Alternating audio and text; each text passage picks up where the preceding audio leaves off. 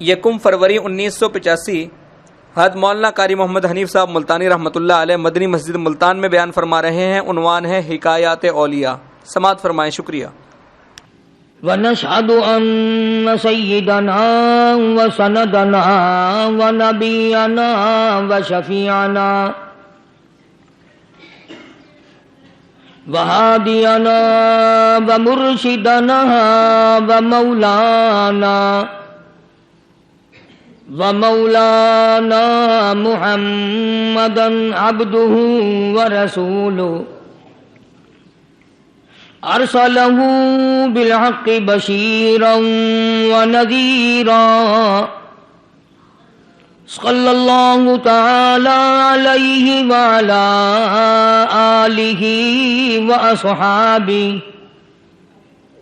وأزواجه وذرياته وبارك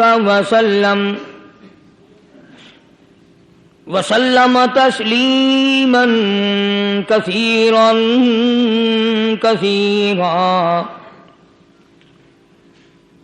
أما بعد، فأعوذ بالله السميع العليم من الشيطان الرجيم. بسم الله الرحمن الرحيم.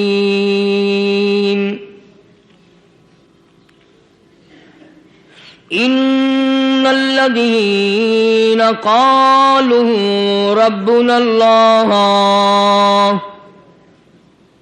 ثم استقاموا تتنزل عليهم الملائكة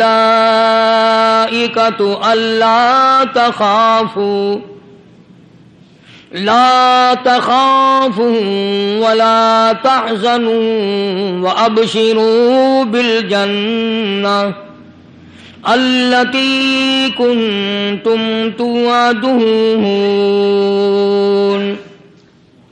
نحن أولياؤكم في الحياة الدنيا وفي الآخرة ولكم فيها ما تشتهي أنفسكم وَلَكُمْ فِيهَا مَا تَدَّعُونَ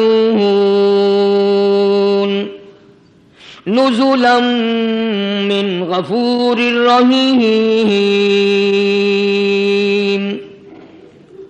صدق اللہ مولانا العلی العظیم وبلغنا رسولہ النبی الکریم ونحن على ذلك لمن الشاهدين والشاكرين والحمد لله رب العالمين.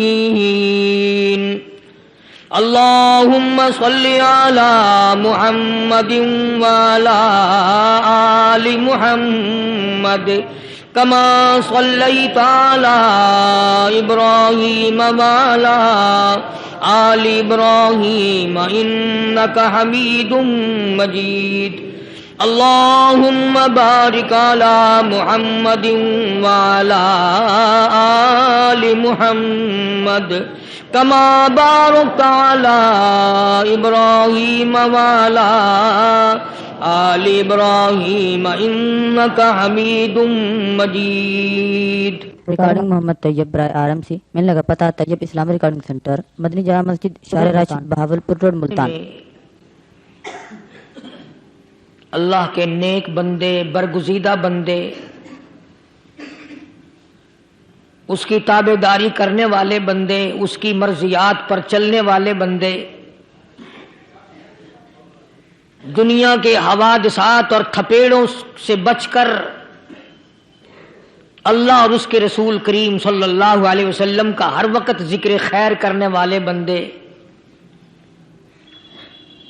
اصل میں بندے یہی لوگ کہلانے کے حقدار ہیں. میری تیری غلطی ہے کہ ہم اپنے آپ کو بندہ سمجھتے ہیں.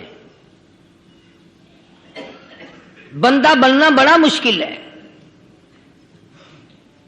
صوبے سندھ سکھر کے علاقے میں حضرت مولانا تاج محمد صاحب امروٹی رحمت اللہ علیہ بہت بڑے بزرگ اور عالم گزرے ہیں. ان کے زمانے کا واقعہ ہے کہ ایک مسجد کا خادم تھا، مسجد کا جھاڑو دینے والا، صفیں بچھانے والا۔ اس زمانے میں بجلیاں کہاں تھی؟ مسجد میں پانی بھرنے والا، مسجد کی صفائی کرنے والا، مسجد کا خادم، جس کی آج ہمارے یہاں کوئی حقیقت نہیں، کوئی مقام نہیں۔ حالانکہ حدیث پاک میں آتا ہے کہ جس کو اللہ پاک اپنے دربار کا خادم بنا لے اسے اور کیا چاہیے۔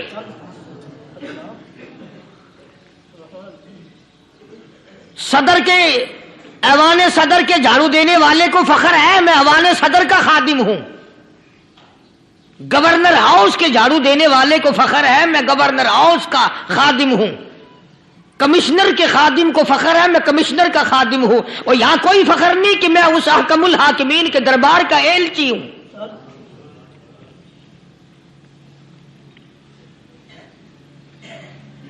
ایسا آدمی جب اللہ کے دربار میں پیش ہوگا اور اللہ پاک پوچھے گا کہ تو دنیا میں کیا کیا کرتا تھا، جواب دے گا الہی اپنے دربار سے پوچھ۔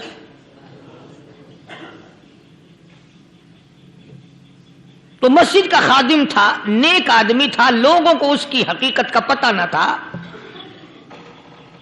اللہ والوں کی ایک یہ علامت بھی ہے، ایک یہ نشانی بھی ہے کہ وہ اپنے آپ کو چھپاتے ہیں،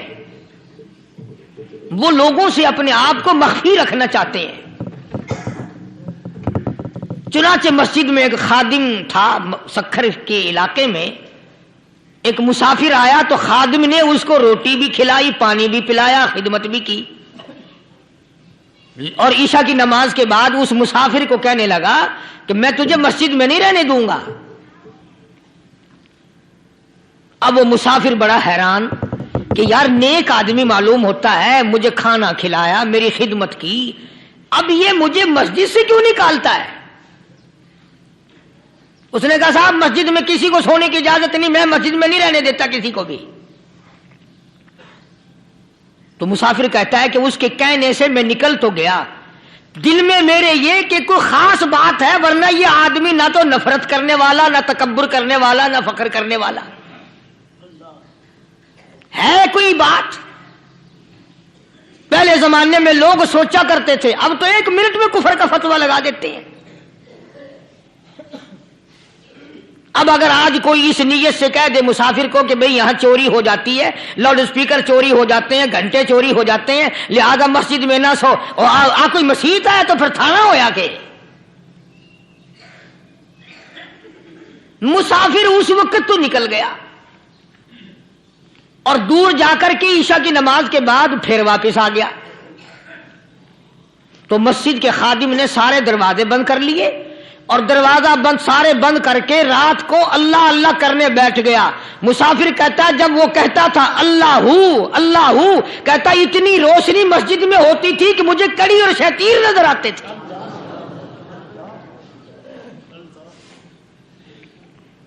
ساری رات وہ نہ سویا۔ یہ جو جھنڈے لگا کے بیٹھے ہیں انہیں کون ولی کہتا ہے؟ ولی کو جھنڈا لگانے کی ضرورت کیا پڑی ہے؟ صبح ہوئی، اذان سے کچھ دیر پہلے اس مسجد کے خادم نے دروازے کھولے، لوگ آ گئے۔ اب اس مسافر نے تو حال دیکھ لیا تھا، صبح کی نماز کے بعد کہنے لگا حضرت جی آپ نے چھپانے کی تو بڑی کوشش کی، پر میں نے پھر بھی دیکھ لیا، میں نے پھر بھی دیکھ لیا، میرے لیے دعا فرماؤ، میرے لیے کوئی دعا فرماؤ۔ چنانچہ اس اللہ والے نے، اس مسجد کے خادم نے، اس ولی نے اس کے لیے دعا کیا کی؟ اللہ تعالیٰ تجھے انسان بنائے، اللہ پاک تجھے آدمی بنائے۔ اب وہ مسافر کہتا ہے کہ کمال ہو گیا، نہ میری دکان کے لیے دعا کی، نہ میرے مکان کے لیے دعا کی، نہ میرے دولت مند ہونے کی دعا کی، نہ میرے جنت میں جانے کی دعا کی، نہ میرے قبر سے عذاب سے بچنے کی دعا کی۔ یہ بھی کوئی دعا کہ اللہ تجھے بندہ بنائے؟ اب کون سا میں گدھا ہوں؟ یہ بھی کوئی میرے مطلب کی دعا کی ہے؟ وہ اللہ والا سمجھ گیا کہ اس نے میری دعا کی قدر نہیں سمجھی۔ مسجد میں بیٹھے تھے، پاس بازار تھا، اس اللہ والے نے اپنی ٹوپی اتار کر اس مسافر کے سر پہ رکھ دی اور کہا ذرا بازار میں جھانک مار جاتی پائی ہو، ذرا جھانکیو بازار میں۔ جب اس نے نظر ڈالی تو لوگ چل رہے ہیں، کوئی گدھے کی شکل، کوئی کتے کی، کوئی خنزیر کی، کوئی بھیڑیے کی، کوئی چتے کی، کوئی لومڑی کی، کوئی گدڑ کی شکل ہے۔ اچھا وہ مسافر بھی سیانا تھا، اس کو خیال آیا کہ میں اپنے آپ کو تو دیکھوں تو گدڑ نظر آیا۔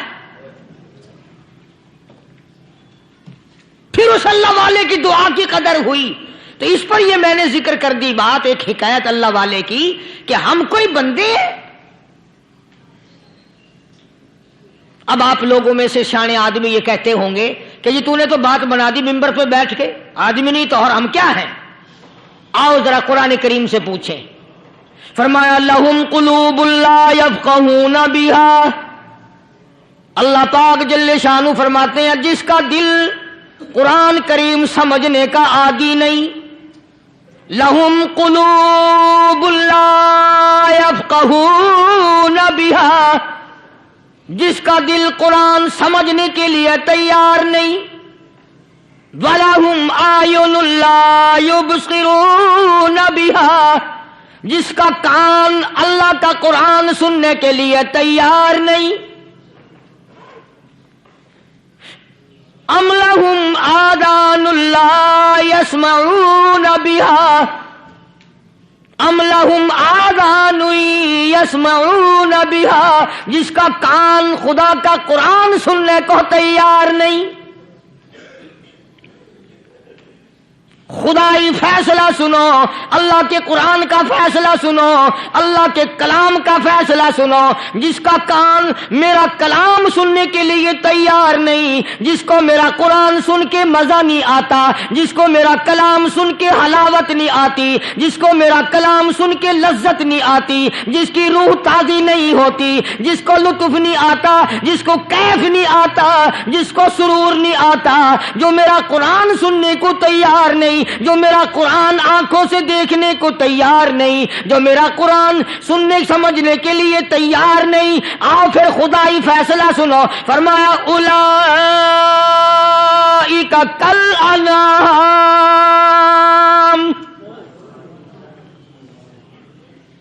میرا فیصلہ نہیں، کسی پارٹی کا فیصلہ نہیں، کسی فرقے کا نہیں، کسی طبقے کا نہیں، کسی جماعت کا نہیں۔ فرمایا اولئک الانعام،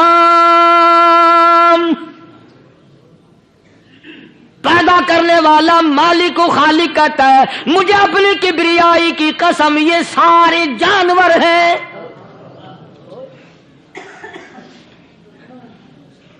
یہ سارے کے سارے جانور ہیں، یہ درندے ہیں جو ایک دوسرے کو چیر پاڑ کر کھاتے ہیں، یہ درندے ہیں جو ایک دوسرے کا خون پیتے ہیں۔ فرمایا بل ہم اضل، جانوروں سے بھی بدتر۔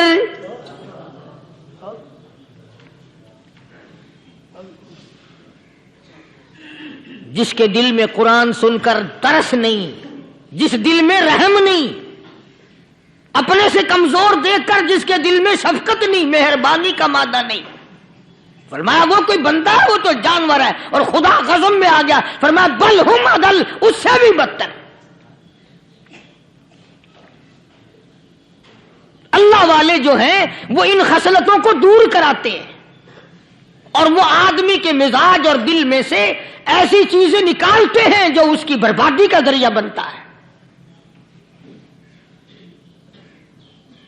دل کی بیماریوں کا کسی کو فکر نہیں، بخار ہو جائے آپ چڑھ جائے آپ کو پتہ چل جاتا ہے، نزلہ ہو جائے آپ کو پتہ چل جاتا ہے، کھانسی ہو جائے پتہ چل جاتا ہے، دل کی بیماریوں کا کیا پتہ چلے؟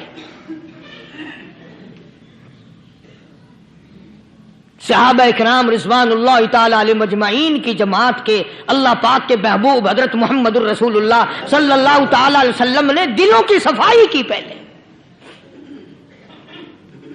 پہلے لوگ جھونپڑیوں میں کچے کوٹھوں میں رہتے تھے، نہ اتنی صفائی تھی نہ اتنی ترقی تھی۔ آج برتنوں کی صفائی دیکھو، کپڑوں کی صفائی دیکھو، مکان کی صفائی دیکھو، رات دن بس اسی دھندے میں لگے ہوئے، سارا دن برتن دھونے سے فرصت نہیں، سارا دن کپڑوں کے بناؤ اور سنوار میں فرصت نہیں۔ تو اللہ والے ایسے موقع پر بڑی عجیب بات کہتے ہیں. وہی مجذوب ہے. مجذوب علی رحمت کہتے ہیں بظاہر تو ہر شے میں بے حد صفائی، بظاہر تو ہر شے میں بے حد صفائی، مگر دل میں ہے گندگی انتہائی. بظاہر تو ہر شے میں چہرے کی صفائی، بدن کی صفائی، نہ جانے کتنی قسم کا صابن ہے، نہ جانے کتنی قسم کے پاؤڈر ہیں، نہ جانے کتنی قسم کے شیمپو ہیں، نہ جانے کتنی قسم کے کپڑے ہیں، کیا چال ڈھال ہے، کیا نئے نئے ڈیزائن ہے. مجذوب کہتا سب کچھ دیکھ لیا، بظاہر تو ہر شے میں بے حد صفائی، مگر دل میں ہے گندگی انتہائی. جس یار کی بیٹھک میں بیٹھ کے کھانا کھایا، جس رشتہ دار کی بیٹھک میں بیٹھ کے کھانا کھایا، اسی کی بہن کو دیکھ کر آبرو پہ ڈاکہ ڈالنے کا پروگرام ہے. جس دوست کے گھر میں بیٹھ کے کھانا کھایا، اسی دوست کی بیوی کی عزت لوٹنے کا پروگرام ہے. پرانے زمانے میں اب بھی دلی جیسے شہر میں اگر دعوت کی جاتی ہے تو وہاں ایک تشتری میں نمک آتا ہے سب سے پہلے. عرب میں بھی دستور تھا پرانے زمانے میں، اگر کوئی دعوت کرتا، کوئی تقریب کرتا، سب سے پہلے نمک آتا تھا. ایک ایک انگلی ہر شخص نمک چاٹتا تھا. کیا مطلب؟ جس نے نمک چاٹ لیا اب وہ نمک حرامی نہیں بنے گا. اس گھر میں چوری کرنا، اس گھر کی آبرو کا غلط تصور لانا، اس گھر کے مال میں خیانت کرنا وہ حرام سمجھتا تھا جس گھر کا میں نے نمک چکھ لیا.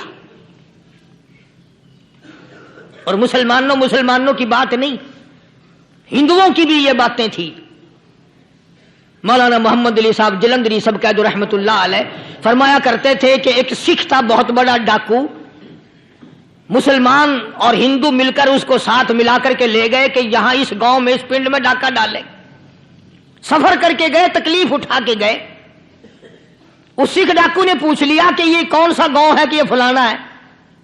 اچھا سارے کے سارے یہ تلاش کرو، یہ سوچ بچار کرو، اپنے پنڈ کی، اپنے علاقے کی، کسی مسلمان کی، کسی ہندو کی، کسی سکھ کی، کسی چوڑے چمار کی اس گاؤں میں لڑکی تو نہیں؟ ہمارے یہاں سے کوئی لڑکی تو شادی ہو کے یہاں نہیں آئی ہوئی.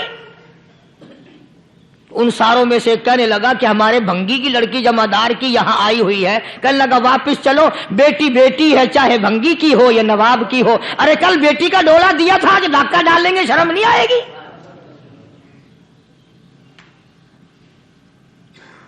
آج وہ تصور کہاں چلے گئے؟ اور ہم سب روتے پھرتے ہیں، سکون نہیں، سکون نہیں، اطمینان نہیں. ارے اطمینان آئے گا کیسے؟ ہمارے دل بے ایمان ہے، نیتیں خراب ہے، آئے گا کہاں سے؟ صحابہ کرام رضوان اللہ تعالی علیہ مجمعین کی جماعت نے اس قدر اس بات پہ محنت کی اور کوشش کی کہ غلط لقمہ بھی پیٹ کے اندر نہ چلا جائے.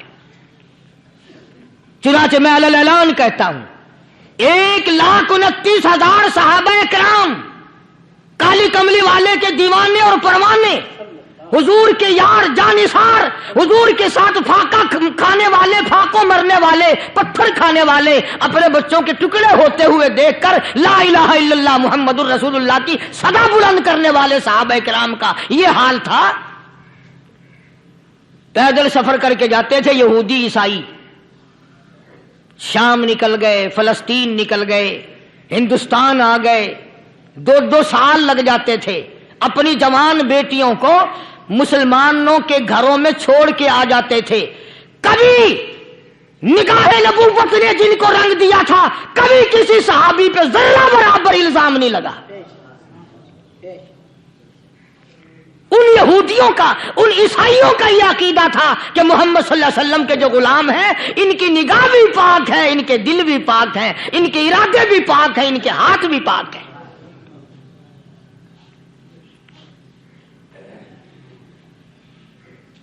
مصر کے گورنر نے، مصر کے جنرل کرنل نے خط لکھا سیدنا فاروق اعظم رضی اللہ تعالی عنہ کی خدمت میں. دور خلافت ہے حضرت فاروق اعظم کا. کیا خط لکھا؟ کہ حضور مجھے کافی وقت گزر گیا ہے اور فلاں علاقے میں آپ کے حکم سے ہم نے جانا ہے اور راستہ صرف ایک ہے اور اس راستے میں جال بچھا دیا گیا. اب مجھے مشورہ دیں میں کیا کروں, حکم دیں مجھے. جال کیا بچھا دیا گیا کہ ہمیں پتہ چل گیا ہے عیسائیوں نے پروگرام بنایا, سینکڑوں لڑکیاں تلاش کر کر کے بڑی خوبصورت حسینہ اکٹھی کی ہیں, ان کو گانے بجانے کی ٹریننگ دی ہے, ان کو اچھی اچھی آوازوں والی لڑکیاں ڈھونڈ کے لائے ہیں اور انہوں نے یہ پروگرام بنایا کہ جب مسلمانوں کی فوج اس گلی سے گزرے گی ان کوٹھوں کے اوپر چڑھ کے گانا بجانا کریں گے تاکہ ان کے دل میں بدماشی آئے اور ان کا بیڑا غرق ہو.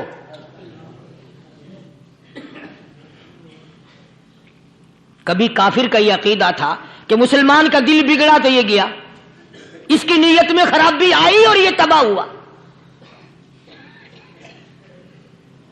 جناب فاروق اعظم رضی اللہ تعالیٰ عنہ نے اسے یہ خط نہیں لکھا کہ تو قرآن پڑھا کر, تو نفل پڑھا کر. امیر المومنین خلیفۃ المسلمین سیدنا فاروق اعظم رضی اللہ تعالیٰ عنہ نے اپنے جنرل کرنل کو خط لکھا کہ اس میں لمبی چوڑی فکر کی کوئی بات نہیں, اس میں کوئی پریشانی والی بات نہیں, کوئی سوچ و بچار والی بات نہیں. سارے تیری فوج میں تیری کمان میں مسلمان ہیں, سب کو اکٹھا کر لے, ساروں کو اکٹھا کر کے قرآن کریم کے سورت نور کی 2 آیتیں سنا دے.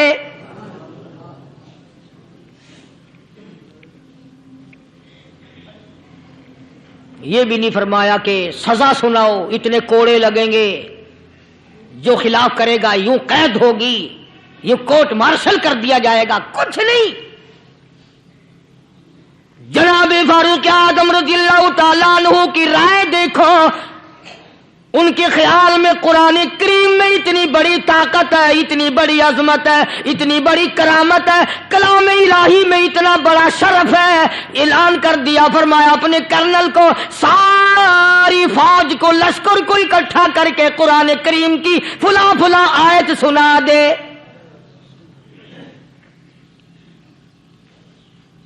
اور اس کے بعد بے دھڑک فوج کو لشکر کو اسی راستے سے گزار کے لے جا, بے دھڑک لے جا. ہائے کبھی قرآن کی 2 آیتوں سے کام بن جاتا تھا, اب سارے قرآن سے میرا تیرا کام نہیں بنتا. قصور قرآن کا نہیں ہے, یہ میرا تیرا ہے.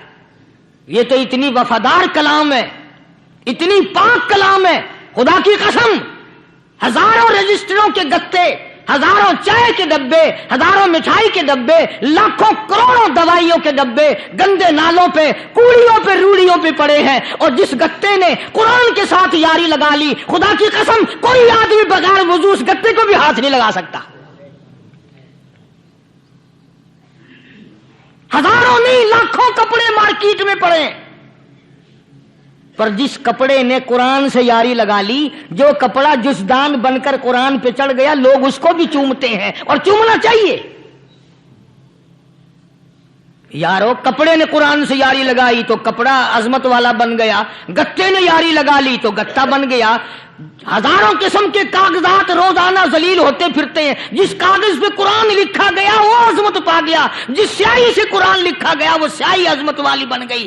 ارے اگر مسلمان قرآن کو اپنے اندر پیدا کر لے, اس کی عظمت کو بسا لے, اس کو اپنا لاہ عمل بنا لے, اس کو اپنے سر پہ رکھ لے, تو کیا یہ بندہ قرآن کے ساتھ وفاداری کرے تو قرآن کیا خیال ہے, قرآن بے وفائی کر دے گا؟ یقین نہیں, یقین اصل بات اعتقاد کی ہے. یقین کا تو یہ عالم بنا ہوا کہ اگر کوئی چوری کا معاملہ ہو جائے اور کسی پر شبہ ہو, اگر اسے کہو کہ قرآن اٹھا دے تو دیر نہیں لگائے گا, اور اگر کہے کہ فلانی خانگاہ کا کنڈا مار دے, کہ یہ کام میں نہیں کرتا. خانگاہ کے کنڈے پہ ایمان ہے, قرآن پہ ایمان نہیں. اس پر یقین ہے کہ پیر اندھا کر دے گا, اور یہاں یقین نہیں کہ جس خدا نے پیدا کیا اگر میں نے جھوٹا قرآن اٹھایا تو وہ برباد کر دے گا.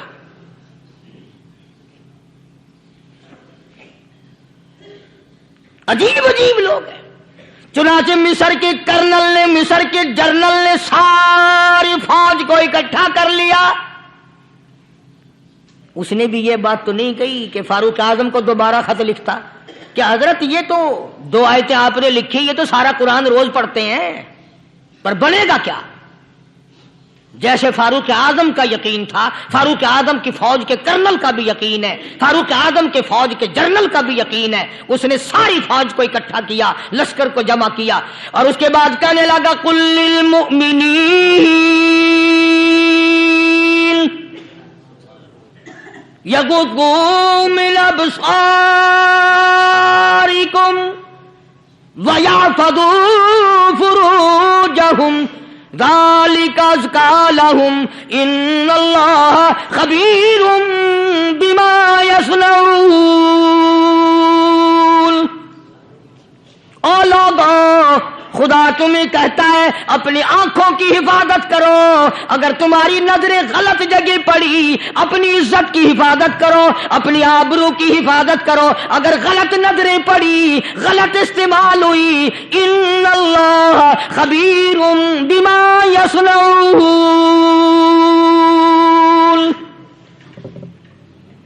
اللہ پاک تمہاری ساتھ ساتھ ہے، وہ ہر چیز کو دیکھتا جائے گا، وہ ہر چیز تمہاری دیکھے گا۔ چنانچہ تاریخ شاہد ہے، ابن حشام نے لکھا ہے، ابن خلدون نے لکھا ہے، اور کئی مورخین نے لکھا ہے کہ جب مسلمان جرنل نے، مسلمان کرنل نے اپنی فوج کو قرآن کی 2 آیتیں سنائی اور اس کے بعد حکم دیا چلو، تمام کا تمام لشکر چل رہا ہے، ادھر ڈھول بجا، دھماکے بجے، گانا شروع ہوا، گانا بجانا شروع ہوا، ساری فوج نکل گئی، سارا لشکر چلا گیا۔ لڑکیوں نے دیکھا کہ یہ تو ختم ہو گئے، نیچے آواز دے کے کہنے لگی اور جانے والوں یہ ساری فوج کئی اندھوں کی فوج تو نہیں؟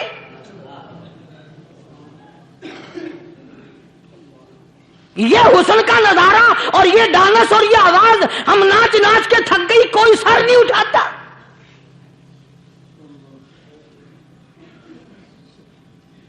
اور آج دیکھ لیں آپ،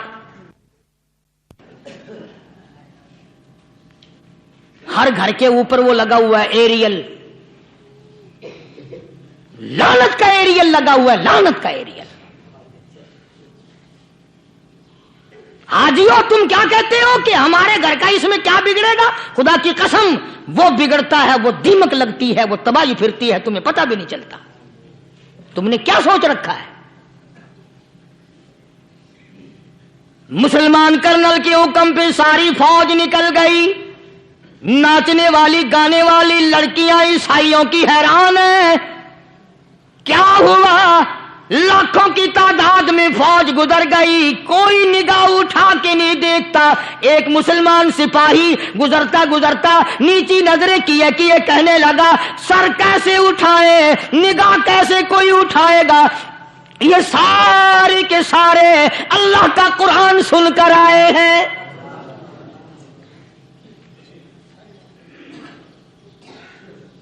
کیسے کوئی نگاہ اٹھائے گا؟ کیسے کوئی سر کو اٹھائے گا؟ یہ سارے کے سارے اللہ کا قرآن سن کر آئے ہیں۔ ان کا عمل ہوا نا قرآن پہ، ان کے عمل کا کتنا بڑا اثر پڑا۔ مورخین نے لکھا، ابن حشام لکھتا ہے عیسائی لڑکیوں نے چھلانگیں لگا دی، کوٹھی سے نیچے آ گئی، کہنے لگی عام مسلمانوں وہ قرآن ہمیں بھی سنا کے جاؤ جس میں اتنی اسپرٹ ہے، اتنی طاقت ہے، جو حسن کے نظارے سے روک دے، جو گانے بجانے سے روک دے۔ یہ تو آدمی کے دل کا سکون ہے، نہ گانا سنتے ہو نہ حسن کا نظارہ کرتے ہو، جاتے والے یوں نہ جاؤ، ہمیں بھی وہ قرآن سنا کے جاؤ۔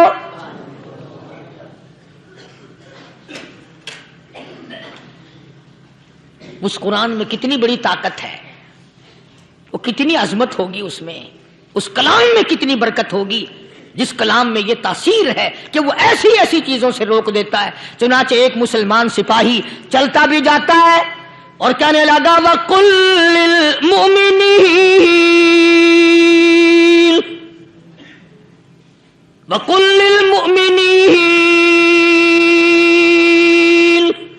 قرآن کی آیت پڑھ کے سنائی۔ سینکڑوں نہیں بے شمار لڑکیاں ایک مسلمان کی زبان سے اللہ کا قرآن سن کے کہنے لگی اور جانے والوں چھوڑ کے نہ جاؤ، ہمیں بھی کلمہ پڑھاؤ۔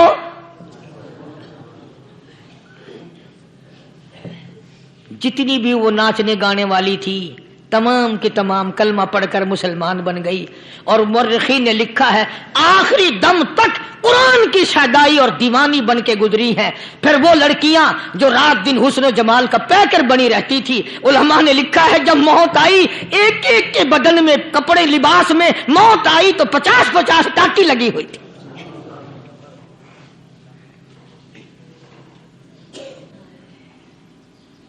بظاہر تو آج بھی بڑی جھاڑا پنجی ہے، بڑی صفائی ہے، بڑی دوڑ دھوپ ہے۔ اسی کو مجذوب الاعلان کہتا بظاہر تو ہر شے میں بے حد صفائی، مگر دل میں ہے گندگی انتہائی، کبھی اس کے دھوکے میں آنا نہ بھائی، یہ سب ہے رعائی، یہ بس ہے رعائی، یہ تو چیز ہی کچھ نہیں۔ بڑے بڑے دھندے ہمیں پلٹتے دیکھے، بڑے بڑے نظام بگڑتے دیکھے۔ محمد عربی صلی اللہ تعالی علیہ وسلم کے دربار میں بڑے بڑے لوگ آتے تھے۔ اللہ غنی، نگاہ نبوت نے جس کو رنگ دیا سبحان اللہ، پھر قیمت جو بن گیا وہ اسلام کی دولت سے پیچھے نہ ہٹا۔ کوئی پیچھا پھر کے دیکھا ہی نہیں کہ ہم کیا کر رہے ہیں۔